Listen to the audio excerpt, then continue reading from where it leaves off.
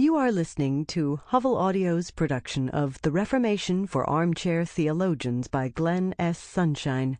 This book is read by Kate Redding. This book is 232 pages long and is divided into 13 chapters. This recording was produced in 2005 by Hovell Audio, which owns the copyright.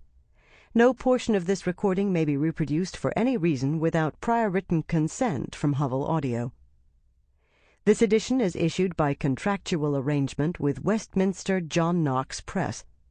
Originally published by Westminster John Knox Press in English as The Reformation for Armchair Theologians, copyright 2005 by Glen S. Sunshine. All rights reserved. Please visit hovellaudio.com to offer your impressions of this work and to explore additional titles. Acknowledgements. This book began its life as a series of newsletter articles for First Presbyterian Church in Hartford, Connecticut. These circulated among some other churches before I combined them together and expanded them into the first chapters of this book as part of an adult education class in church history at First Church of Christ in Wethersfield, Connecticut. With the encouragement of readers at these two churches and elsewhere, I decided to complete the project. My thanks to all of you for your support. On the academic side, I would like to thank Professor John D. Woodbridge of Trinity Evangelical Divinity School, who taught me what it means to be a church historian, and whose mantra, "It's not that simple," I have violated consistently throughout this book. I would also like to thank my doctoral advisor, Professor Robert M. Kingdon, now Emeritus Professor of the University of Wisconsin-Madison, whose classes and seminars shaped much of my understanding of the Reformation, and particularly of Calvinism. Neither, of course, is responsible for this text. Any errors or omissions are my own, but the work was nonetheless shaped by my opportunity to study with them. I trust they will not be too depressed by the results. On the technical side, I would like to thank Don McKim, my editor, for his help in moving the project forward, and Ron Hill for the illustrations which add so much to the volume. On the personal side, I would like to thank my wife Lynn, the love of my life, who read the chapters, put up with the puns, and gave me very sane advice on keeping it understandable. And I would like to dedicate the book to the memory of my father, Nathan Sunshine, and of my father-in-law, Edward Elsner, who would have loved it.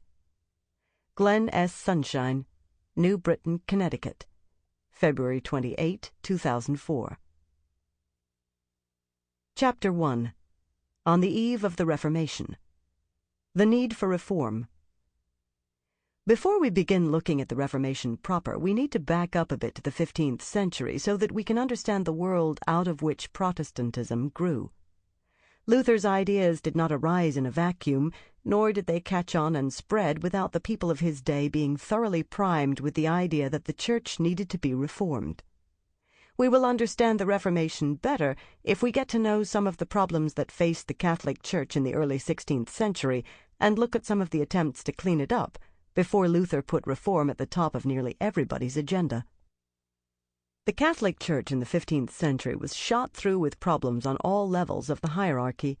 On a local level, parish priests were often completely uneducated, not even understanding the Latin of the Mass that they recited each day. From the perspective of the Church, this wasn't really a big problem. Catholic doctrine states that the sacraments operate ex opere operato, that is, entirely on the basis of the work of Christ, and thus do not depend on the worthiness or education of the priest. As long as the ritual is performed correctly by a duly ordained priest, the sacrament is valid. And since most of the faithful did not understand Latin either, and viewed the priest's work in largely magical terms, the phrase hocus pocus is actually a corruption of the Latin hoc est corpus meum, this is my body, from the Mass. They did not particularly care about whether or not their local priest was educated either, at least for a while. But the lack of education among the clergy also meant that basic Christian doctrine was not being communicated to the congregations. The typical parish priest did not even preach regularly. That was left to specialists like the Dominicans, a religious order that was established specifically to preach, and whose members traveled from place to place delivering sermons. In cities, finding priests who also preached was less of a problem. Urban priests tended to preach more. Sample complete. Ready to continue?